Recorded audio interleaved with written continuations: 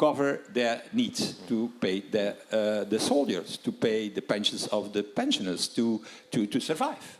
So it's not only a question of heavy weaponry, it's also a question of giving the money. And in the coming days, that problem needs to be solved. And it's not solved today. Where is these 7 billion so that they can survive and they can win this war? And then I come back to the questions about the enlargement, and because the impression was, yeah, because of enlargement we have now the problem Poland and Hungary. No, sorry, that's not true at all. At the moment of the enlargement, when these countries entered in the European Union, they fulfilled the Copenhagen criteria. They were full-fledged, good-working democracies. That's not, sorry, there was a civic platform. Yeah, okay, you can see it with your own eyes. I see also with my own eyes lack of democracy in our own countries in Western Europe, by the way. I can give you a long list of it. Of such situations, but they were applying Copenhagen criteria, and Mr. Orban, I saw him in '89, so I was maybe the first in this whole room here who saw Mr. Orban, and Mr. Orban, Fidesz, you know what Fidesz means? Yeah, this is the student organization of the Liberal Party, yeah? Yeah, but you in I spoke to him in 1989. 89. So 5 years before you. You win. 5 years before you. He was, by the way, member of our organization. Yeah, okay, let's be honest. He was member of our movement. And he was a liberal, and everybody said, fantastic, and you do it very great. And he did it great. And then he lost the elections. And then he said, I can only come back as a pure, good Hungarian nationalist. That's the way what happened. Is that because of the enlargement of the European Union? No. It's because also of our own lack to be courageous and to do something about Hungary and to do something about Poland. Bravo. Because the reality is that the situation exists already for years. European Parliament has asked to launch the Article 7 years ago. Maybe 3-4 years ago, I think, we launched the Article 7 procedure. And in the meanwhile, in the Council, they were not even ready to discuss it once in a serious way. That's the reality of today. So, pointing the finger, and the same is happening now with the Commission. The Commission have the rule of law mechanism, have not the guts, let's be honest, to use the rule of law mechanism. Certainly now, not against Poland because of Ukraine, etc., but they have not the guts to do it. And then there is the question that has been asked, what you can do against it? There's only one way. Not to ask now to the European Parliament to become the European executive. I want to do it, if you ask me, so no problem. In 5 minutes we can do that. But that's not the way it works. The only way it works is that we send home the Commission if they don't apply the treaties. That's we need to do at a certain moment. Maybe not now, we are in a crisis situation, but at a certain moment, if we as European democracy have not the guts to say, you don't do your job, we send you go, it's not a good working system. In a real democracy, that's the way it has to work. So we have the rule of law mechanism, we have Article 7, it is not applied tomorrow. I'm personally in favor to give that task to the European Court of Justice. I think the European Court of Justice is for me the competent authority, not only to take a decision on the substance, but also to decide on the sanctions. Why not? That happens also in our own democratic substance. And I think they will be more courageous than the whole European Council together, including the European Commission. Because it is not politicized, yeah. And I think that is the way forward, even when also in our own group there are many people who are against such an idea. But the reality is that it's our own responsibility that there is now such a crisis around Poland and Hungary, because we didn't act from day one. And we continue to think, yeah, how many letters we have already written to. That doesn't mean anything. So, and it is an existential problem, because if we don't solve it, that will be something that continues. I don't hope that it will happen in Slovenia. I hope that in Slovenia we can... there are so many liberals in Slovenia, so we should be capable to stop at least Janša there. if we are capable to work together, because apparently that's our problem in that country. And then on the last point, maybe on, yeah, is that not a solution to, you have an inner circle, and then we give a sort of a second circle, and then a third circle, I don't know how many. I'm not very much in favor of these ideas to say, look, we're going to put you temporarily somewhere in another framework, in another circle. Yeah, I have an advantage of that. That's for me. Okay, I participate. And then Schengen, oh, no, that's, I don't like it either. So not of that. And then a European arrest warrant. Ah, no. 10 years, I take an opt-out. Or Denmark, on the issue of the Europol, defense. Europol, or defense, and so on. So the European Union is today with opt-ins and opt-outs and earmarks and so on, a menu card. There are not one European Union, there are at least 27 European Unions today, with different ways of cooperation. And if we add more of this, that weakens in the, at the end the organization and the effectiveness of the European Union. So I think let's now take a political important step. That is to give a perspective clearly to Ukraine and to the Western Balkans at the same time. And that is politically needed also to give a clear signal to Moscow and to the whole world. What is our goal for the future? And then to effectively do our homework and to be sure that when these countries enter in the European Union, they are ready to do so. Because in the case of Ukraine, there's a lot of work to do. On corruption, for example, it's a huge issue that needs to be solved. But I can tell you, I was there now a few days. In every contact, if in the coming weeks we don't give them a perspective on a membership of the European Union, that will have a devastating effect on their fight against autocracy that they are doing. They are now defending European values. They are fighting for the European soil. Today, the capital of Europe is not in Brussels, not in Strasbourg, it's in Kiev. And that we have to recognize now in the coming weeks, if we mean it seriously with defending liberal democracy. Thank you so much. Can I ask for a round of big applause to our panelists?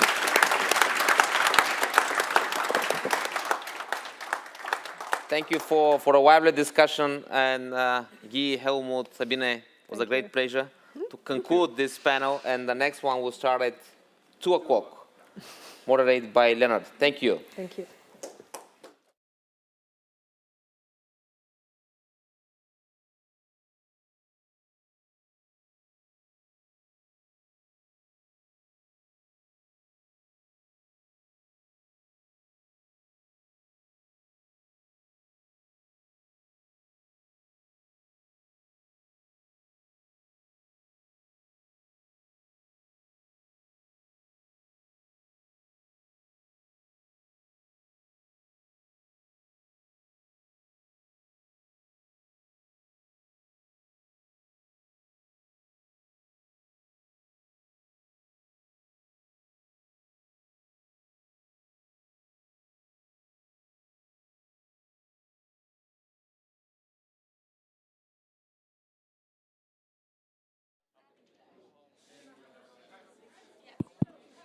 Just a short announcement, the lunch is upstairs in the restaurant.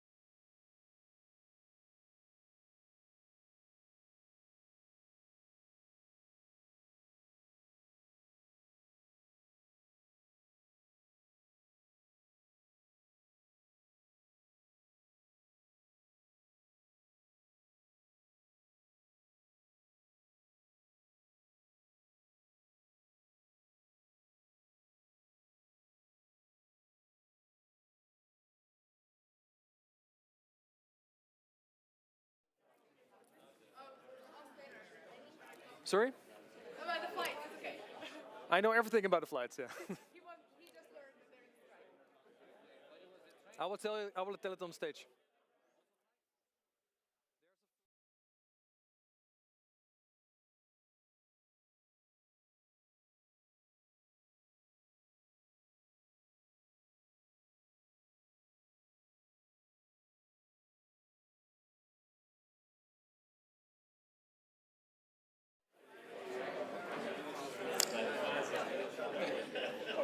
Good afternoon, everyone. We are about to start in like 2 minutes, so please have your seat. Get your friends inside who are still grabbing a coffee, and in 2 minutes we will start with an amazing panel discussion.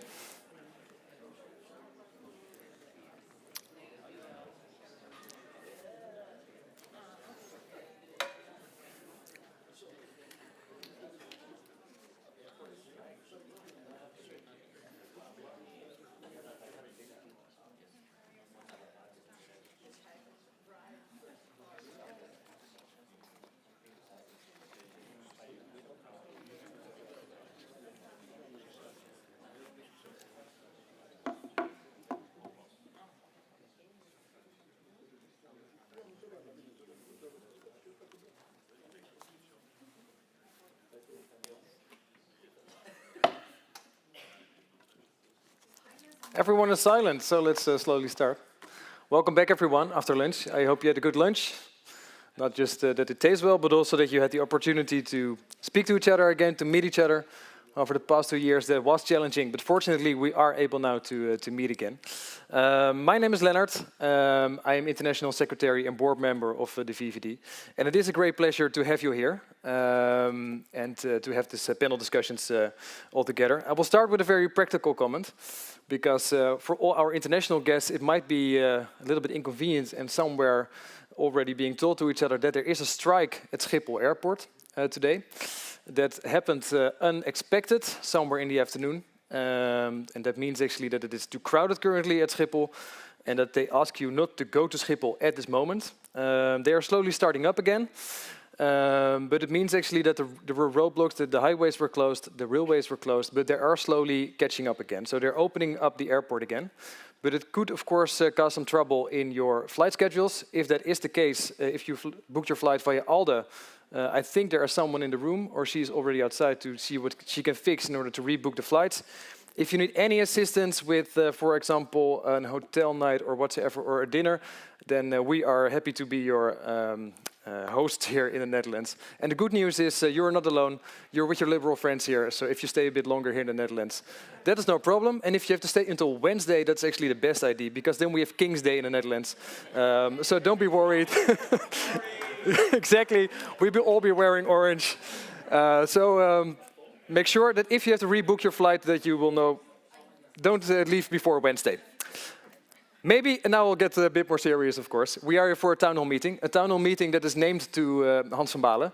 And we as VVD are very proud, actually, that we can host together with ALDE this town hall meeting named to Hans van Balen here in his hometown in The Hague. And also with Ineke here, of course. It was mentioned in the morning as well.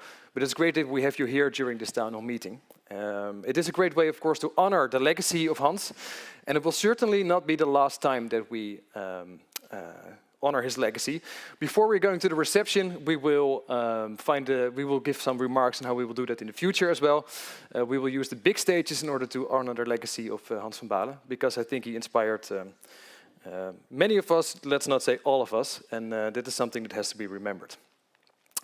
When it comes to the panel, another practical thing is that somewhere up in the air, Minister Schrijnemacher is on her way to the Netherlands. She's on her way from Washington, where she was as Minister of Foreign Trade.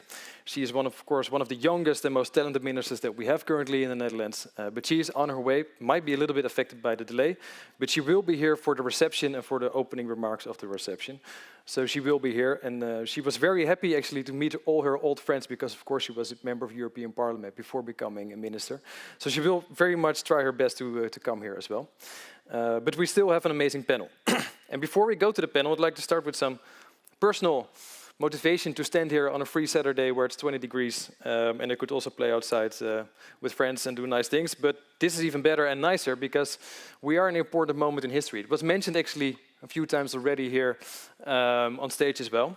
But in my generation, I grew up in a time where democracy and liberalism was on the rise. It was like a clear path for the future. Democracies is what we will see in the future. Liberal freedoms are a kind of linear process, and eventually all countries in the world will become democracies. And actually Helmut, I think he's not in the room right now, I don't see him. But he said my parents were somehow pointing guns to each other. That's the world where he grew up. Oh, sorry, Helmut, I didn't see you. And now in this generation where I grew up, actually, it was a generation where everyone believed in the end of history of Francis Fukuyama. Or just in the very visible that within Europe, just a few years before I was born, Spain, Portugal, Greece became democratic countries. A few years after I was born, Romania became a democratic country. Many other countries, of course, in Europe became democratic. And as Hakima said, it is not just something that should happen within the European Union or European context, but also many countries in Latin America, Asia, Africa, and the Middle East chose the path of democracy.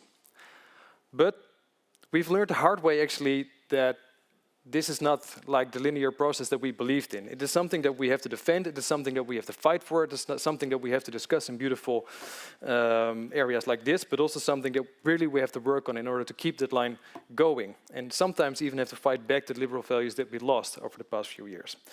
We all know now, of course, the examples of an undemocratic dictator invading a democratic country, a democratic neighboring country, but also within the European Union, we see that democracy is not something that we can take for granted. And also personal experience here. Like a month ago, I was in Budapest to campaign together with our liberal friends there for Momentum. And we were excited to see what was going on in Hungary. It is one of the most challenging countries, of course, to be as a liberal. But it is a European country. It is an EU country where 80% of the media is controlled by the government. And it is so visible when you are walking around the streets there during the campaign. It was something I did not imagine before going there. Together with Anna, we walked around there and it was really striking to see this is what an unfree country can do within the European Union. It is also an EU country where LGBTI rights are being taken away actively by the government, and the rights to be who you are being restricted by a government within the European Union. And it's not the only country where that happens. An EU country where academic freedom and independent judiciary is under pressure. That is something that happens within the European Union. And then, of course, we need those bright stars, the liberal voices, the liberal pioneers that set up new movements, that set up new political parties in order to make the change in the country. And sometimes you have some disappointments. Like, for example, we all hoped that the coalition of 6-7 parties would win and that Marki Zai would become the prime minister right now of Hungary, but he's not. But the great news is that Momentum, for the first time in history, became a force in national parliament with 11 MPs. And that's an applause, exactly. And I think it was the same day there were elections in Serbia. And Serbia, of course, is dominated by Vucic, another illiberal leader, and openly saying that he's an illiberal leader, an ally of Orban and what he is doing in Hungary. There were elections at the same day, and also in Serbia. Vucic won, of course, with a landslide, 60% in the first round. Never happened before in Serbia. But he is being challenged. His majority is fading away in Belgrade. He might need a coalition there. And we have 3 liberals MPs right now in the Serbian government again, and Nathan is one of them, and that's also worth an applause. Parliament, sorry. And with those liberal voices represented in Parliament, we have to keep on fighting together and as united as possible. So that makes this panel very important, and we have 3 amazing speakers to discuss this today. 3 speakers that know everything about EU democracy, about national democracy, and how we can strengthen it on a European level. I will first introduce all the panel members, ask them to come to the stage, and if we sit all there, they can give their opening remarks. And then we'll go to the floor, the audience, as soon as possible. And during the last panel, we saw how interactive you are and how active you are at this panel and how excited you are to ask your questions. So we definitely give a lot of space to questions. The first one I can introduce to you is someone who studied in Bucharest, was born in Sibiu, former president of the Save Romania Union, a former president of the USR party. And in 2020, he became deputy prime minister as liberal, started small, then became deputy prime minister in a very complicated government, a government where the established powers tried to block any kind of necessary reforms in order to make the change. And a few days after we met in Bucharest, you had no choice but to leave the government, and now you are the leading opposition voice. May I have a great applause for Dan Barna.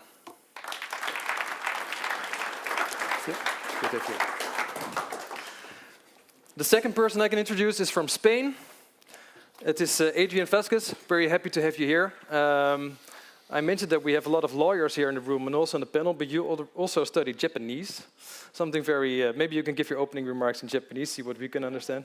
But you also worked on democracy throughout Europe. You worked for the OSCE in Vienna, in Bosnia, and as an international leading figure within the party, you managed to get Ciudadanos in the ALDE party, of which we are, of course, very happy. And since 2020, since the British left, we gained you as a member of European Parliament, so that is a good replacement. Thank you very much for joining us. A big applause. Thank you, Lena. Thank you. And the third person is someone who has a very special place in our heart as VVD and ALDE. Not only because she studied here in the Netherlands, of course, in Rotterdam, but also because when she went back to Budapest, she started, together with a few other people, the political force that was elected in parliament recently. And that is, as I said, a huge achievement. So we have a special place in our heart for Katalin. Please, you saw her this morning as well, but again, a great applause, please. Hello. So I will have my seat as well, and I'll ask all the panel members to give their opening remarks. We agreed like 5 minutes opening statements on maximum, and then we have a very vibrant audience here and go to the questions. But maybe when it comes to strengthening democracy in the European Union and strengthening democracy within the member states, Mr. Barna, can I ask you to get the floor first and give your comments on those questions? Thank you. I'm quite happy to be here, to join the liberal family, I can say, because as I was introduced, I'm in the politics only from 2016. Before that, I was just a regular entrepreneur with literally no connection with the political in any ways. So in the last 4 years, I was president of the Save Romania Union and deputy prime minister in the last year, and I stayed almost all my time in the country dealing with the positions I had. So from this reason, it's a great opportunity to have the chance to meet you in an event like this, and I hope to have the chance to be part of the European family in the next years, because I intend to develop my connection and my friendship with you, and I hope the cocktail after this one will help us. Talking about our topic and talking about this conference of Future of Europe, it is an element we should be proud of, that this conference is coming from the ALDE and Renew, is coming from the liberal perspective of Europe. It is one of our important projects, and Guy is not here, but congrats for him for co-chairing this conference. But it is one element important for us to acknowledge and to talk about. Because the main key, in my opinion, in my experience, as you know, USR, it's sort of good practice, is considered a good practice in terms of emerged parties succeeding to become relevant. In the last elections, we doubled the number of MPs. We started in 2016 with 40, now we are 80. And the most strong line I transmitted to my colleagues, to my member party, and I think could be also delivered at the European level in our family, is to be proud of our idea and talk about them. Not only in meetings like this, not only in campaigns, but with our colleagues in the offices, in our businesses, in our holiday trips. I mean, it's not, if we want to be credible, we should be proud of ourselves and our lines. So this conference is this kind of element, because a lot of people are talking about this conference with pros and cons, but we should agree that it is one of our projects, and this is quite important. My intervention is somehow related to the idea that the citizens should change their position for public opinion to decision makers, or at least should be more involved in this not only perceived element, but the real element. Because the main question is the legitimacy received through vote every 4 years is enough any longer? I mean, is this mechanism every 4 years we are asking the citizens, come to vote, go to vote, get out to vote, and then for 4 years they became just public opinion. And it seems, and this is one interesting result of the results of the conference, that for citizens, maybe because of the level of education, which is increasingly, and I'm saying this because the Factfulness book, I'm sure some of you read it, about what we do think and what is the truth. Maybe because of the level of education, largely speaking, the citizens are not any longer comfortable just to be considered decision makers once at 4 years. So also this conference, I think it was a result of the lack of traditional institutions to be democratic any longer, or I don't know, maybe it was all the time the same, but now it's quite obvious. And the funny thing is that the civil society is not an answer, because even the civil society increasingly, significantly in the last years, which is a fact, in the same time, civil society vehicles, NGOs largely speaking, became more and more institutionalized. And they are not, or slightly representing the voice of the citizens, largely speaking. So the answer is exactly this conference and this mechanism to somehow convince the people that the decision makers are willing, and here is interesting, the discussion I'm sure will follow, it's a matter of will, to what extent the present decision makers are able to accept and to share their grip to the decision and to the power, because that's the key in this moment. Because this conference is great. Okay, there were some shortcomings, observed, mentioned, true, but in this moment, it is a benchmark in setting the standards of participatory democracy. But the key element is this conference should not remain just a pilot, just a program, nice, well done, nicely done. But if nothing changes, if we will not succeed to make the mechanism working in order the citizens have a real feeling that they can contribute to the decision, will be just a nice story to discuss in cocktails after conferences. So the key in this moment is in how we will succeed to use this first step, ALDE was part of, and we should be proud of, as I said, how can it become a functional mechanism of the European Union in order to be more credible, because we are talking about more European, all the liberal lines, which are correct lines, are saying that more Europe in each country is the key for the future.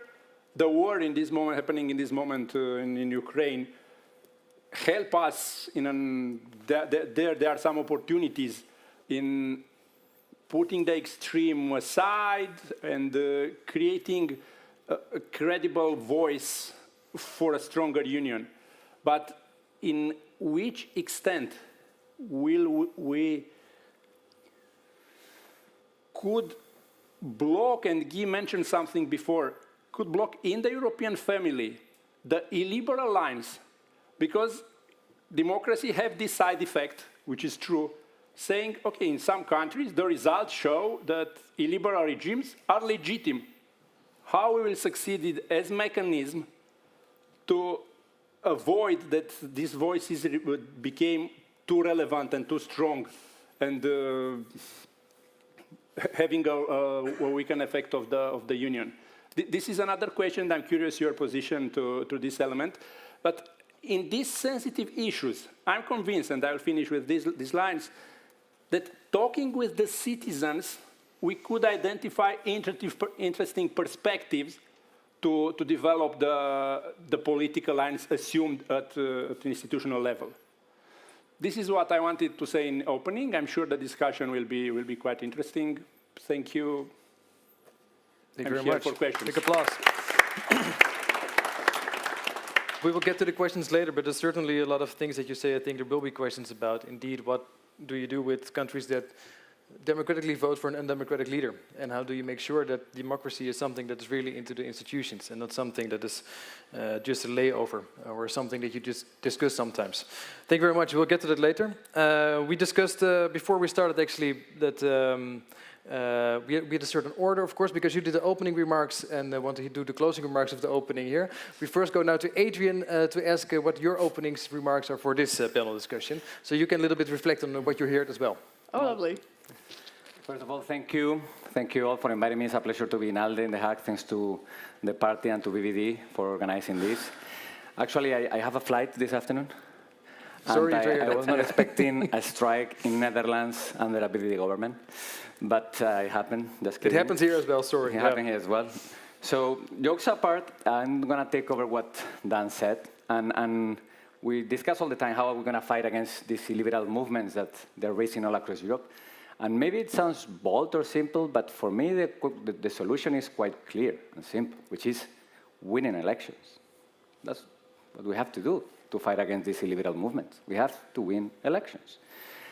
The thing is that if we look into the electoral trends that we have seen in Europe in the last 15 years, there are two main political families, those who have been in most of the governments during the last 30, 40 years, what we call in Spain bipartisan, socialist, conservative. They have such an unsuccessful trend in the last 15 years that one starts to think that they're not going to be able to recover. But on the other side, which is the bright side, not only because it's us, but because we don't have such numbers, when it comes to the liberals, and you also analyze the electoral results in different countries during the last 10 years, or during the last 4 or 5 European elections, we are quite steady on double digits, and we also have the capacity to give birth to new movements that are centrist, that are liberal, anti-corruption, and they actually make it to governments, like it happens with Ciudadanos in Spain with regional governments, make it to the parliament, like Momentum, or even make it to the presidency of a big country, like Macron. Yeah. But we're the only ones. I was, before listening, well, when I was coming this morning from Spain, I was looking to those numbers. And well, if you go to Google, probably I'm not going to be 100% accurate, but just forgive me that. If you take from the 2009 elections, which is when basically we had the huge economic crisis, Men in Black, peaks, when I think for the first time Europe became a voting driver in many countries, like it happens in France in 2004 with the Constitution, and then what will happen in the UK with the existence of UKIP, and then with Cameron getting out of EPP, founding ECR, and so on. But if you check the elections from 2009 to 2019, the Socialists, they have lost almost 8 percentage points, and it's not like this. It's like this. And the EPP has lost 13 percentage points, and it goes like this. And the interesting thing is you see that you take the other families, you take the Greens, you take the extreme left, GUE, and you take us, and we are quite stable. We have maybe 1.5 point up or down, but quite stable. And where all those votes are going? Where all those votes are going? And then you see how ECR has not stopped growing. And then you also see how different groups, in the previous term was EFDD, now it's called ID, they're just getting more and more and more votes. If you sum those two groups together nowadays, which is extreme right and Eurosceptics, they're over 13.5%. While 10 years ago, they didn't even reach 5. So we have a huge problem with that, because we can talk a lot about policy. We can talk about how liberals we are going to save the world and so on. But if we don't find a way to win elections to these people, the trend is not on our side. And we cannot expect the old political parties to be there, because they're not going to be there. They're just losing. And then there is another thing I want to say on this. Yeah. When you lose elections and you see these liberal movements going up, and we see it in the parliaments, we see it in the national governments, the problem you also see it in the political figures, in the leadership. So if you go to 2009, it was the first time that there was a non-liberal slash socialist slash conservative prime minister in the European Council, which was David Cameron, of course, because he went out to ECR. And for a couple of years, we have the Polish twins, just a couple of years. And then we get to 2014. And what happened in 2014? For the first time, there is a populist, Eurosceptic, anti-Euro prime minister sitting in the council. I don't know if you know who it is, but he was from Greece, Tsipras, Syriza, who, by the way, finally has been institutionalized by the socialist family, which is not bad news at all. But then you go to 2022, and out of the 27, there are 6 prime ministers that they don't belong to any of the 3 traditional families. And this is, again, a trend that is not going to stop. So we can talk about COFOE, we can talk about the Spitzenkandidaten policies, but with a council that goes in this way, with the capacity they have to block this kind of reforms, it's never going to happen. It's just never going to happen. So I don't want to put here the controversial note to the discussion, but I really think that, again, going back to the numbers, and I'm a lawyer by training, but I like a lot electoral numbers. If you go to the numbers, we see that the only possible political platform, ideology, values, however you want to call it, that is actually keeping steady and strong on electoral numbers across Europe, and at the same time defends the union and defends liberal values, that's us. So we cannot waste time being divided. We cannot waste time saying how we're going to be called. I don't mind if you call me liberal, retired, football. I don't mind the name. I just want to be all together and understand that it's either we put ourselves and our house in order. There is no way we're going to fix this. There is no way we're going to fix this. And we have 2 years for the next stop on the road. And if in the next 2 years we're going to see another government changes, that they are going to happen. In Spain, probably we're going to have Vox in the government. Maybe tomorrow we have bad news. Exactly. That will make it 2 less members of the European Council. Then the Europe that we all in this room want is going to stop happening. So for me, the key thing, and now I finish, is that we have to look into these trends. We have suffered in the last 15 years 3 situations that they're going to have a huge and radical political reaction. Economic crisis, which divided European societies, north and south. COVID crisis, Europe delivered, but it didn't help to win votes to those who deliver. And now we have a war that is going to create such an unstable situation, maybe with floods of immigrants coming from North Africa, also with the food security crisis, that we have to expect the worst to come. So that's what I wanted to say, and I'm sure that I have triggered some questions. Perfect. So thank you. But first, a big applause. Thank you.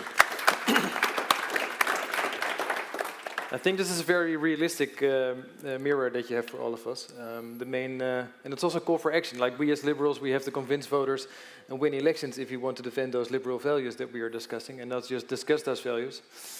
And also, it's very important, I think, to pinpoint here that you say that it's not just some countries that we use as an example, for example, Hungary or Poland, where illiberal voices became strong. I think yesterday, I didn't see the show back yet, but Malik was on national television explaining the French elections, which since a decade actually is explaining that the far right is getting 45% of the votes. So also within the European Union, on the traditional, the founding side, you see that a lot of illiberal voices become big. Also in the Netherlands, we have much more voices in parliament right now that actually are distancing themselves from liberal values and also from the Western point of view when it comes to Ukraine, for example, which would be something unthinkable a few years ago. So thank you very much. Very helpful to have this comment before we start the discussion. And now I come to Katalin, actually, for your starting comments. Well, first of all, thank you very much for having me on this panel, although I feel a little bit conflicted that I should be talking about how to win elections and how to win battles against autocrats just a few days after we royally messed up our own election, which was one of the most important elections in the decade. So without, instead of starting off with like, yes, I know this, I would rather continue Adrian's train of thought and talk a little bit about why it actually matters that illiberalism is countered. Why is it of everybody's interest to see democracy being fixed in some other countries apart from their own? Because of course for us, probably it's obvious, right? That like we are here, indeed, as Leonard said, on a Saturday. We traveled especially to be in this room with our friends here and talk about, the state of democracy and things like that. But obviously, a great part of our countrymen are out there sometimes. It's like drinking beer, playing football, having fun, and if I ask them that, do they actually care? What do they think about, I don't know, state of democracy being bad in Hungary? Like, too bad, right? Like, I'm fine here. And I just want to make an argument here for why is it drives the sake of the common good, of our common European future, to see not only the economy working well, not only our foreign policy working well, not only our climate action working well, but also our democracy working well. And I will be very pragmatic here at the start. Mm-hmm. So, because we often only link the fight for democracy with moral or ethical issues. Of course we care, right, that people should be able to marry no matter who they love all across Europe, or that everybody should be respected, or the freedom of the media should be valued. And these are like things that we liberals like naturally believe in.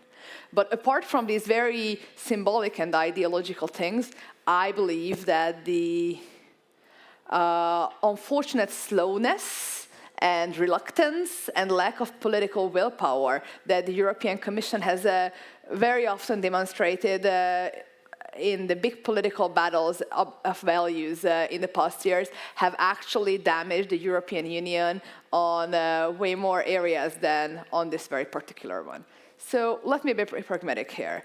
As I said in my opening remarks as well, the EU started off as this like nice club of gentlemen, right? We believe that we are sitting around a table with benevolent friends. Everybody is in goodwill. Of course, there are arguments, but everybody is interested in the common good. So we have all the laws and legislation dating back to this long past time. But we have the challenges of the future. And the divergences between the Europe where our laws were drawn and the Europe what we have here are extremely different, as we all know. So we are actually a community right now when it's only enough to have one Trojan horse at the council table, purchased up by China or Russia or by any other malevolent power with this like shady infrastructure dealings or back pocket money. So only one voice is absolutely perfectly enough to block any type of action, anything. Really. If democracy is not working well in other countries, if other country citizens continue to elect guys who veto everything, this is bad for the Netherlands, this is bad for Sweden, this is bad for Estonia, for Spain, like for everybody. Yeah. So this, another. We are making legislation among friends, right? But not really. And there are a number of areas of legislation where it's very obvious to cooperate. For instance, we are working in the European Parliament on things like the European arrest warrant totally logical, right? Somebody commits a crime here in the Netherlands, they flee to Spain. Of course, for every Dutch citizen, it's very important to catch this guy in Spain. So, like, let's cooperate. But if we have a country in our community of friends who would actually reach out after those immigrant journalists who left to other countries, or to politicians who are setting up camp elsewhere, if they are in the way for their home government, it's not so easy to cooperate with them on the European arrest warrant, for instance. Or just think about some other things that we really care about, like taxes, money, right? You pay a lot of taxes here, quite a lot. Well, since Spain, you pay. In Spain's better. Well, I suppose you pay higher taxes than... Everybody would be happy paying lower taxes. And in a great part of our Europe, a great portion of this tax actually goes to financing governments who are just not playing by our rules. So this is also our financial interest, our financial benefit, to ensure that our democracies are working properly within our community, where we are relying on each other.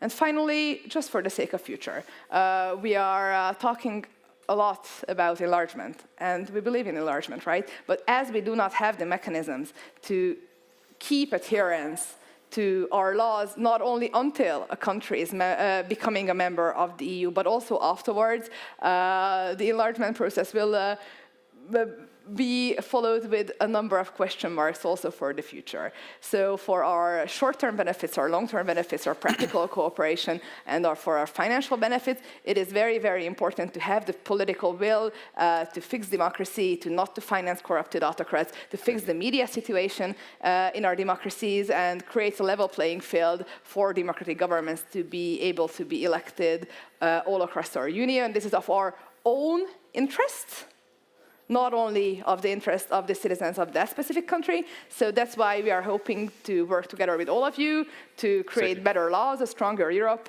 and a stronger democracy within our union. This is of the benefit for everybody.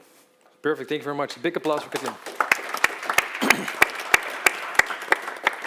And as I said at the beginning of the panel, of course, we do understand the disappointment that you didn't beat Orban this time, but the achievement to get into parliament under these circumstances is very significant. That's another statement. Actually, you join Adrian in the realistic picture, like things are gloomy, we really have to work hard. And it's not something that we can just solve by having the discussions here together. It's really about convincing voters. Actually, you add two other things as well. Firstly is, of course, that strengthening the national democracies itself is a very important task. Of course, you can have a European layer that functions well, you can have a European Commission that functions well, you can have a European institutions that function well, but it's, as you called it, the Trojan horse within the Council of Europe. It will harm everyone, actually. So it's also about strengthening democracies in the way we have democracies in national parliaments. That's an important one. And that we need a strong mechanism within the European Union, not just before countries join the European Union, but also after. That if countries join the European Union, that they remain democratic countries and are being punished or whatsoever sanctioned if they do not, actually. Before we're going to the audience and grab some questions, so please prepare your questions. If you told me in the break already that they have some questions for this panel, maybe give Dambarna the opportunity to reflect a little bit on what you heard from the other two speakers, how they gave a more, maybe a little bit more pessimistic but realistic picture about how we can strengthen democracy. Is it something that you recognize?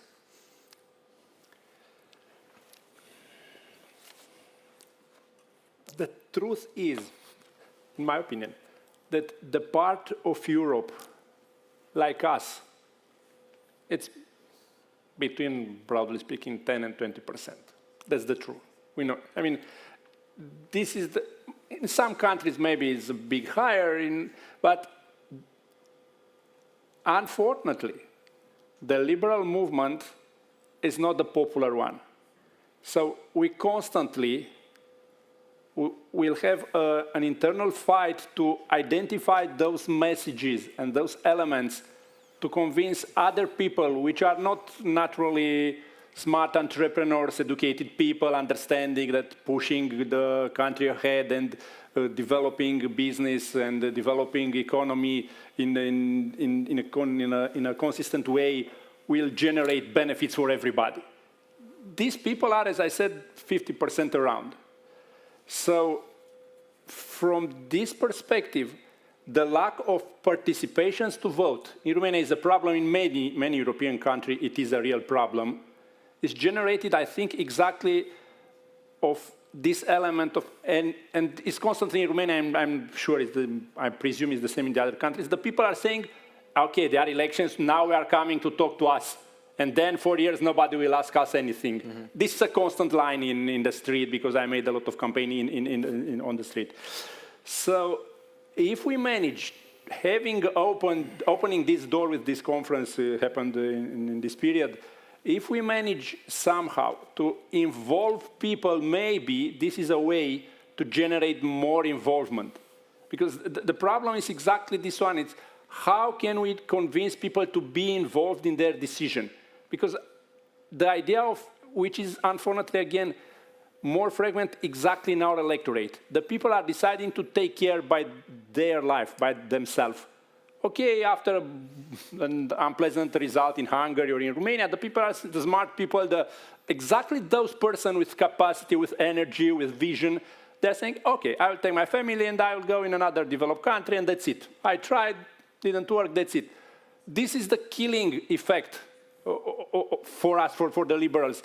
Losing, the country is losing exactly the red cells of the blood, of the economic blood of the society.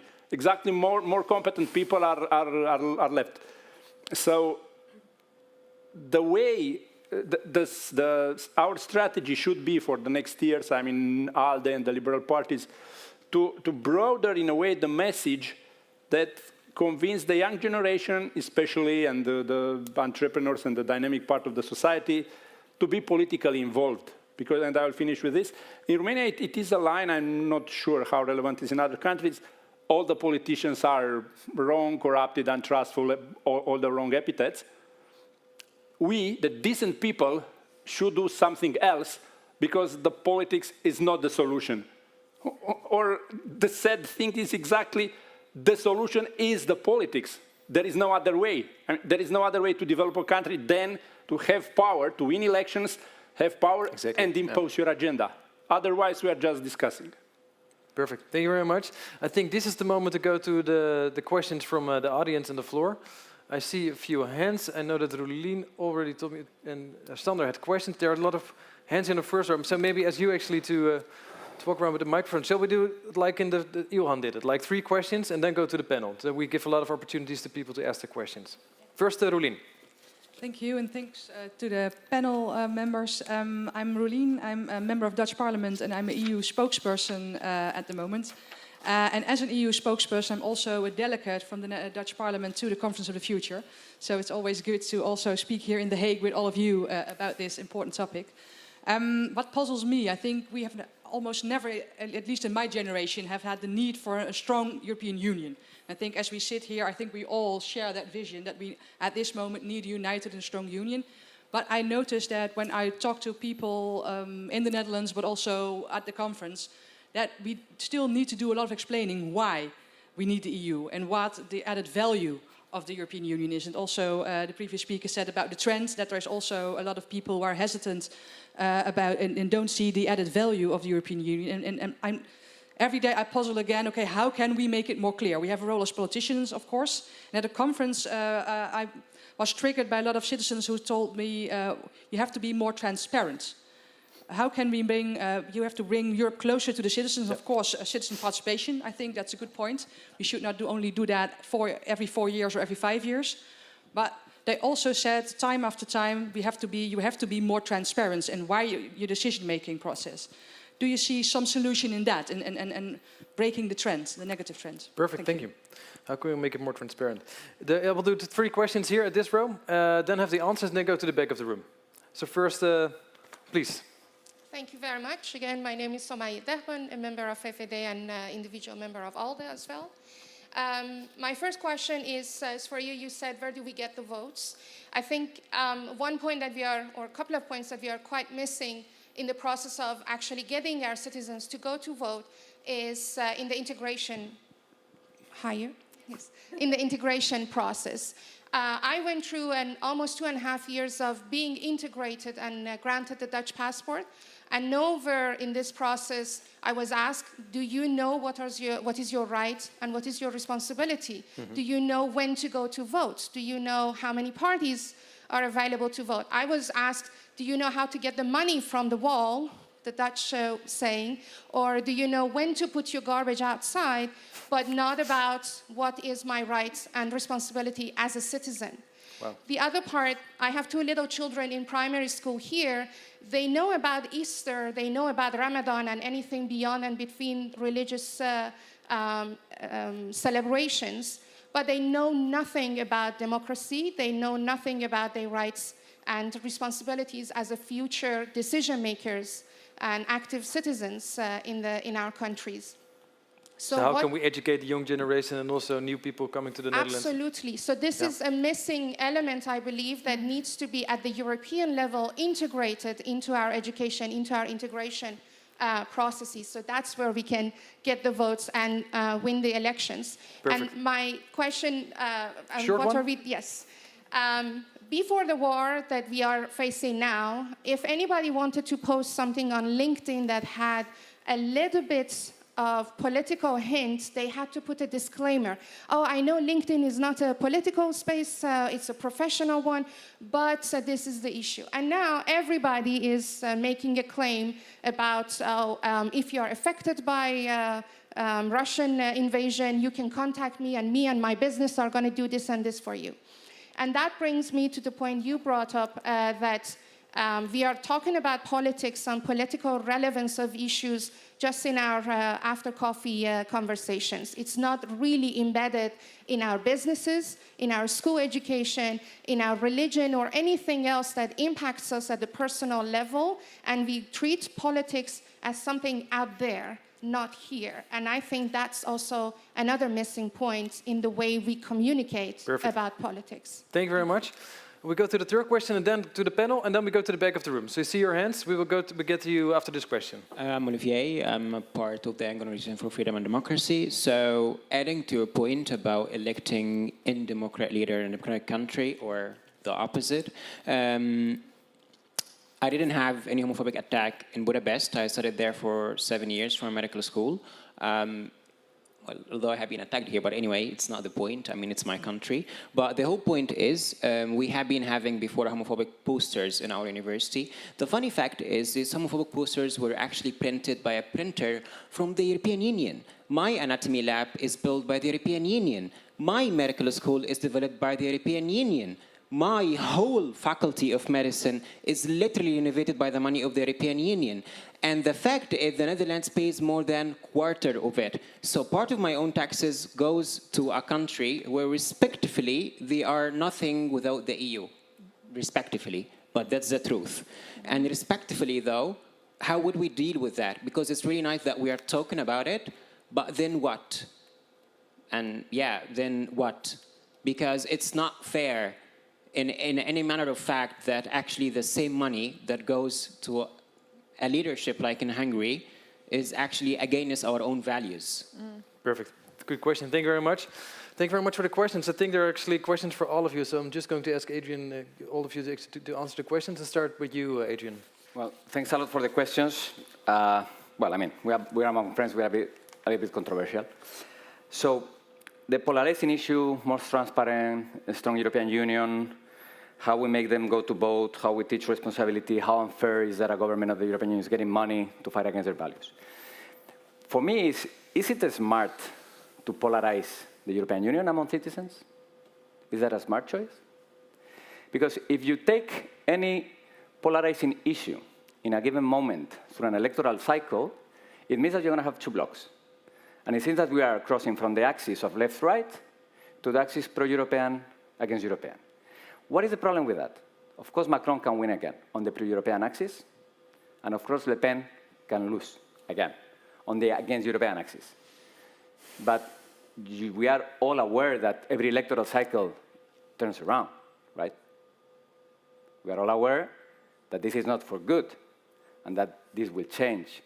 So absolutely in. I've been one of those, as chair of jury, I was the guy signing to bring the Commission to court because they were failing to act. I was the guy signing that. But is it smart to polarize European citizens against our project? Maybe shouldn't we take it from a different perspective, knowing that actually we're losing the fight, or not? Because again, the trend is against us. So if we continue this fight, maybe we're going to end up opening a present that we don't like to open. That's the first thing. The second thing is, how can we be so sure that Europe now is a driver for voters? 2019 European elections was the first European elections, first time, that the turnout increased, coming from an absolutely negative increase in the last 6 elections. Which means that now the people is taking this as a yes or no. Yeah. And I think that's a losing situation for us. First of all, because we are fighting an asymmetric battle. It's like, maybe it's not the smartest day to use military similarities, but when you have a conventional army, how do you fight it back? You fight it back with guerrillas. They're asymmetric, and actually, most of the time, they win. You see, Russia in Afghanistan, Vietnam in the US. So we are actually fighting that fight, but we are the conventional guys. So maybe we have to start looking into how actually we find asymmetric ways of facing this thing. And for me, the most important thing is try not to use Europe as a polarizing issue for voters, because it's something that even if we win in the next years, it's going to go the other way. It's how it happens. Yeah. Don't politicize Europe. Thank you very much. Katalin, I think a few questions very relevant also for the things that you mentioned, like democracy, education from the beginning on, but also how can you be more transparent as governments, and can you make sure that the money doesn't go into the wrong pockets, actually against your values? What's your reflection on those questions? On these questions, but also what Adrian said, because I want to reflect a little bit and maybe argue with it. No, I agree with most of your analysis, but first, connecting what you said to what Rolin asked, I would like to talk a little bit about the responsibility of the European institutions also, and our responsibilities as European politicians when it comes to influencing them. Because Dan is a national politician, and probably he will be able to talk very much about what governments can do. I'm a European politician, and I'm extremely frustrated to see that the European Commission, that is supposed to be so-called like the government-ish function of the European Union, just acts as like a bunch of technocrats, as if it wouldn't be of their interest to let people know what they are doing, that they are just sitting around in their big offices on their piles of money and letting governments out there just to lie about them, to trash them, to dunk them to the ground.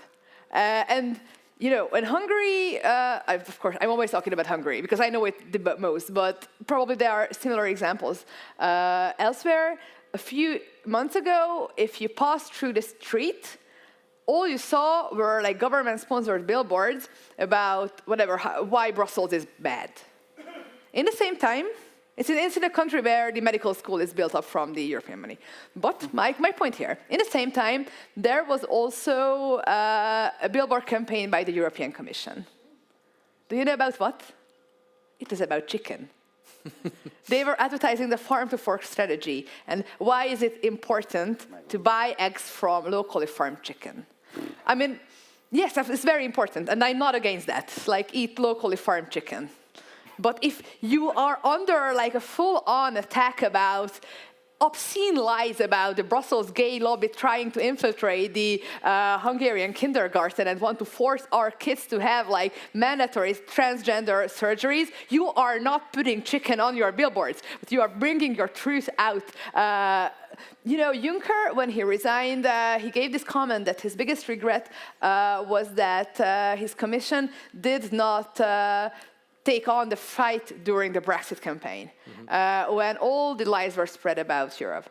And the von der Leyen Commission is in the same boat again. And yes, I'm not saying that we should necessarily polarize the voters around Europe, but the European institutions should be very, very vocal about what they are doing and what they are not doing. That's also true for less extreme cases. We have the recovery money. It's like big joint European effort. I'm quite sure that the vast majority of the governments, nice ones and not so nice ones included, spend this money on the sides of the message that, like, I brought you money, guys. Which is, from their perspective, is obviously logical. Probably I would be doing that if I would be on government. But if I am the European Commission, I would be trying to make sure that every European citizen knows that this European money is not from the benefit of their own government, but from the benefit of 27 governments combined. That it is there because this country is part of Europe, because Europe helps them, and because Europe is a power of good. Usually people, governments just like blame everything on Europe, like the bad things and the good things they take credit for. And if the European Commission and the European Parliament does not use their communications tools better, then this polarization will tear the countries apart. And like very briefly, I want to just come into the education part. Also that, and I'm very frustrated. I'm sorry, there might be some arguments here in the room, but when I talk about education or when we discuss education in European Parliament, like the first sentence or the second is that like Europe has no competence there. Like, Europe? Yeah, okay, it's like understandable, but are we fine with that? Isn't this something that we should change? Like setting some standards maybe, trying to push the union in the direction where what we feel like to be right. We are just too bound down by laws that were made decades ago and not trying to experiment with the boundaries even a little, like, then why are we there? So I think that should be absolutely important for the democratic health of our community. Like, not to of course, Europe prescribe what kind of textbooks should be there in schools or stuff like that, but just maybe to make requirements for your kids actually know like how to vote and what their rights are. I don't think that would be like such a terrible interference in the national processes if governments would be pushed or incentivized, in a better way, incentivized to provide these very basic knowledge for the children, because as I said before, I firmly believe that a well-functioning democratic health in every European country is to the benefit of the whole community. Thank you very much. Don Barna? Transparency. Transparency is not effective without involvement, because the right does exist, the right to access some documents, to ask, to receive answers, does exist. But in 2018, USR had in Romania that campaign, I'm sure you heard it, without convicted people in public service, because in Romania it was necessary to have a campaign like this. But 1 million citizens signed as a citizens' initiative to change the constitutions. That issue of justice became hugely interesting for the society because the people felt they took the list, they go to the family, to their colleagues to sign, to get the necessary number of signatures. So being involved, they became interesting of a specific issue relevant for the society. Because otherwise just saying, look, you're in this moment, I have a funny example exactly from our party these days. Because the members asked, we want to see what is discussing in the national board of the party, okay, the national board of the party internally is transmitted online. There are only a few members looking. It's just the idea to have the right. But transparency as a fact is efficient if somehow the people are involved in the decision or in the process. Talking about education, do you know this and that and that? There is an old line in Romania, I think might be international, saying, with fire and love, you get used to. The new generations of Europeans are quite comfortable with the benefits and with the elements the European Union is providing to all the citizens. And they take it as a fact, as a reality. Nobody is asking, oh, come on, this is a huge thing. The free market, the freedom to travel, it's something significant. They don't remember. I remember when I was in high school, staying in a long queue in the embassy in Bucharest to get a visa. All these elements for the young generation is just as a fact. So the conclusion here is we should make the communications sexy again, to use an international license, because otherwise the way we used to communicate is not fit any longer for the cities, for the European citizens in this moment. So it's necessary to permanently adapt to the way the new generation are discussing each other. And in 2007, Romania became member of European Union. Those years, everything it was proposed by the government, it was accepted almost without any kind of comment, is for EU. So, because the level of credibility of European Union in Romania in those years was so high that it was any kind of initiative, if it was for EU, it was for becoming a member, it was accepted. The problem is that in the last year, many governments, not only in Romania, are using the European Union as a cover, as an excuse for their own policies, saying this initiative, dear citizens, we don't want to, but those bad guys from the European Union are asking us to do this unpopular initiative.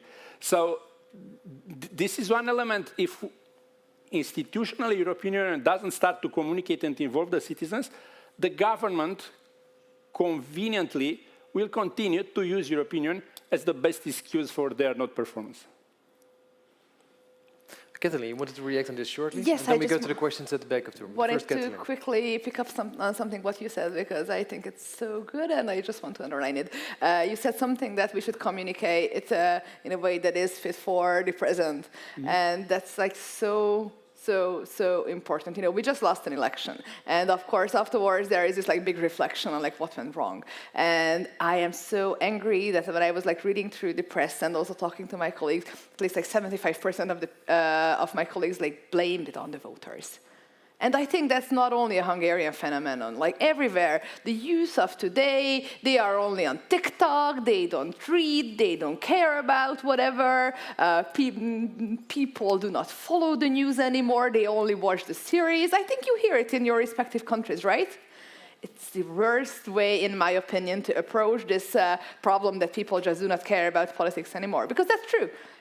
Fewer and fewer people care about politics. And you know why? Because I think a very big part of what we do as politics is like so boring. And it is not the fault of those who are doing more interesting things with their free time. It is our job as politicians to be more interesting. And yes, if the youth are on TikTok, then we should be on TikTok too. Maybe in a way that is not so cringe that when usually middle-aged people like, I don't know, I'll go on TikTok is sometimes a little bit uncomfortable. But we have to adapt to the realities of what's out there and not to blame on the people that like, oh yeah, you should do more. No, we should do more. And if we do not do more, there are some folks out there in the far right and in the far left who will like exactly hold their finger on their pulse. So if we cannot make liberalism and content and solutions interesting, then we will lose a lot of voters. So you are very right. I just wanted to. We should all be on TikTok. And it actually also brings us back to the point of Adrian that we should not just look at the other factors, but also being critical ourselves. We have to convince the voters ourselves. And if therefore we have to go to TikTok, is there a politician here on TikTok with great... Malik, you can be the first here to... I tried more, I have knocked out. I just stick to Instagram so far, but maybe in the future it'll be on TikTok. I think we now go to the point, like we have 10 more minutes to see if we can grab 3-4 more questions. I think Sabina, the guy in the red jacket, and I see there on the back, and Sander. There are 4 questions. I saw the 4 hands. And we'll collect them first, 5. Make the questions a little bit shorter than during the previous round, then we give the opportunity to 5 people to ask the questions. Sabina. Going straight to the question, and I understand the sentiment when you say we lost the elections and one feels reflective and self-critical. At the same time, I wonder, did you lose the elections or did Europe as well lose the elections? And talking about shared responsibility of losing elections when giving legitimacy to Orban and saying if we sanction him or if we take stauncher stand, it will only support him and so on. And look where we woke up. This does not take away from party responsibilities of the opposition and the campaign and all the nitty-gritty details of the mistakes you probably made. But also looking at the larger context, where does the European responsibility lie? Thank you. very good question. Thanks. This one is one for Katalin. Get to that back later. First, collect a few questions. The guy in the red jacket in the back, he was raising his hand in the beginning as well. This is going to be for me. Hi. I want to first of all destroy my own credibility by saying I used to work for David Cameron. But this has been a learning experience. And I want to talk about numbers, as Adriaan asked me to at lunch. And there's two countries I've polled in the recent past, one of which is Hungary, the other of which is Spain. And they relate to the question of kind of, you know, what's the size of your optimum voter coalition?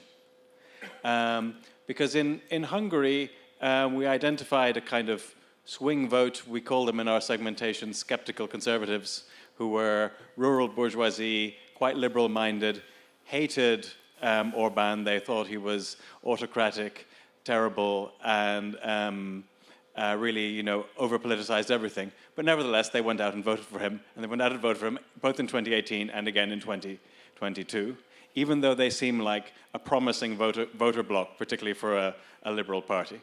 The second other country I polled was Spain, just before Vox went in to their sort of confidence and supply in Andalusia with Ciudadanos and the PP. And I polled Ciudadanos voters. And coming out of that poll was a sense that the Ciudadanos vote, half of them hated the idea of something in which Vox was involved, and it went against everything Ciudadanos was believed in. The other half loved it. So it seemed in a sense that the liberals in Hungary hadn't quite managed to grow their coalition enough, but the liberals in Spain had grown their coalition too large, so it no longer became practical as political ideas changed. So my question is, how do we work out, you know, where the most likely stable votes come from? And maybe the Dutch have a good solution by having two liberal parties on slightly different sides of the political spectrum, and so maximize things that way. Thank you. Thank you very much for the questions about the polls. There was a hand here of Sander as well, and then two in the front here.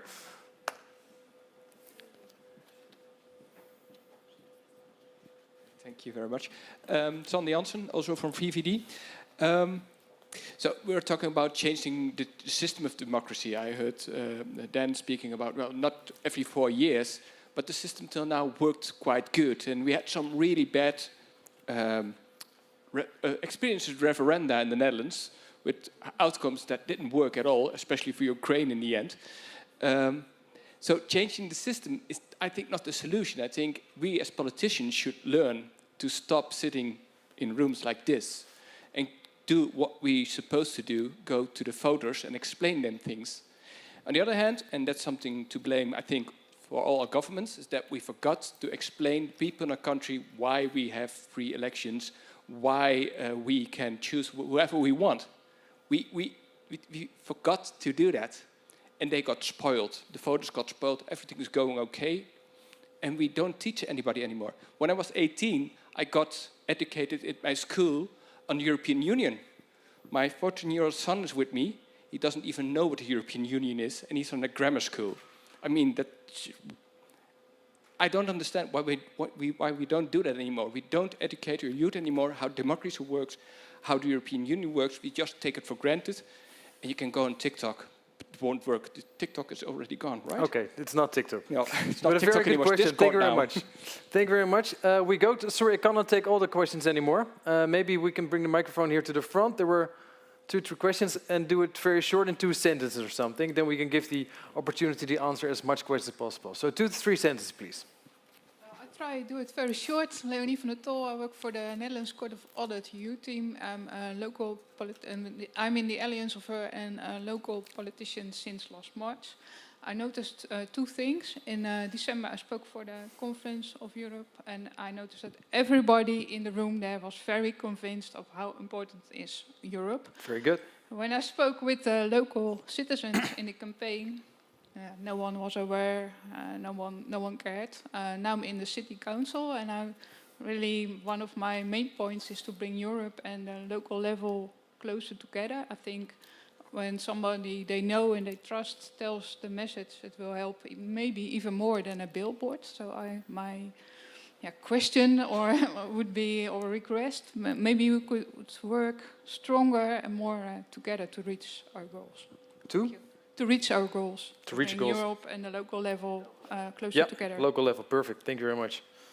Strong cooperation, thank you very much. And the last question? Yeah, my name is Dan Lazia, and I don't know if I have the answer to your question about education, but actually I want to go back to your presentation in the beginning and go back to Fukuyama, and I think part of the explanation is that we believed early in the 90s that, I mean, especially in our family, that the liberal part of democracy is solved by the end of communism, and that we can focus only on the economic liberalism, okay? And that we started to measure everything in the education based on economic outputs of our universities, and we modeled even the way we are doing the hierarchy of, for example, universities based only on economics and economic output. And that's why we are no longer, I mean, we can use math to see how many departments in European universities in humanities and social sciences disappeared. So if we are not teaching history in the schools, it's also because we changed completely the paradigm, and we shifted towards a completely economic understanding of schools and universities. So it's not the job of politicians to explain how democracy works to people. It's the job of the schools and the professors and the universities, but they are no longer incentivized to do that because they are focusing only on economics. And what would your question be about this? The question, I mean, and Katalin, we talked about this before. I mean, in the European Parliament, we have to push the Commission to change the way, and can we do that, to change the way we are measuring, and because we are, EU is not dealing with the education, it's not part of the job, but we are financing universities, and we are financing Erasmus. Perfect. Can we change the way we are measuring the success of universities based on their ability to build good citizens? Yeah. Thank you very much. Thank you very much for keeping the questions as short as possible. I will ask for specific questions, specific panel members to react, actually. Maybe the first one, it was a very direct one, actually, from Sabina to Katalin. So I just give you the floor there to answer that question. The first, only first? Yeah. Okay.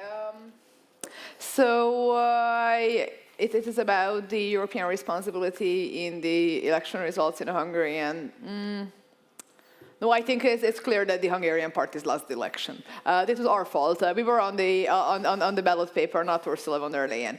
What Europe lost in return is once again the possibility to stop the democratic backsliding. Europe lost this election from its own perspective. It lost the chance to get control of a government that just like keeps on spending European taxpayers' money on their own corrupted purposes without...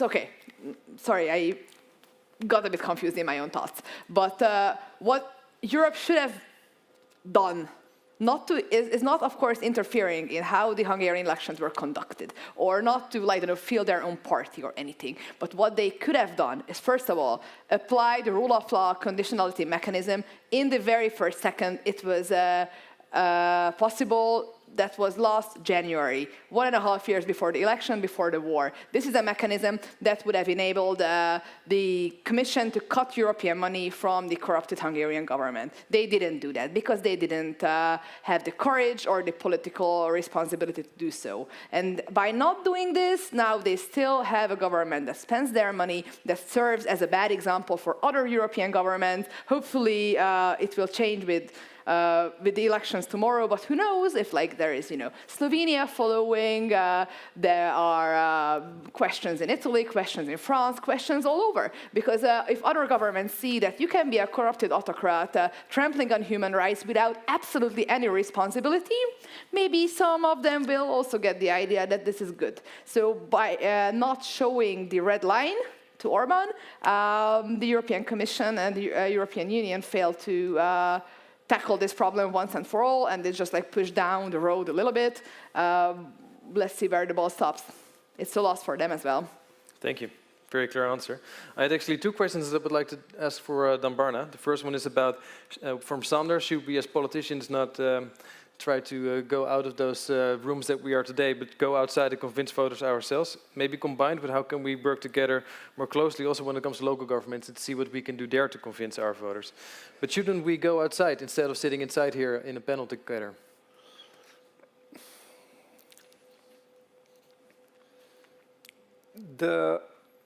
It's a matter of, you said the system worked, it's okay, 4 years, we vote, we got some guys, God bless to be the good ones, it's not, that's it, that's the system. It's not enough any longer. The new generations, I call them more leftists than it was, it's the same, this is the situation in Romania, I don't know in each country what is the particularity, but the new generations are obviously different because I graduated the high school in the moment when Ceausescu fall. In 1990, I started high school, actually, I graduated school. So my generations, 10, 15 years generations around, we are all liberals because our parents was communists, was in the communist period. So for us, the liberalism was the modern alternative. Now, having different kind of liberalism in Europe, for the new generations, they are looking for something different. And something different, unfortunately, it's either populism, either extremism, or both. So maybe it's not change, as you said, but we need to adapt. Adapt is giving them some voice to have the feeling that they are involved. Because in communications term, it is that book well known, what brings us here is not bring us any farther. And that's the true in terms of the way the European Union is communicating. Because then it was that question with who lost the elections in Hungary or another country? It's the liberal Hungarians lost or the EU lost? It's exactly like in any other domain. The failing is orphan and the victory has more than 100 mothers. It's the solidarity for the European project should be more vocal. And this is why what happened with Ukraine, it's a wonderful example which give us a lot of oxygen for the liberal narrative. Because Putin considered for sure the Europeans who won't be on the same page, because we know them. And amazingly for him, European was solidarity to the Ukrainian project and Ukrainians' way to survive, in fact.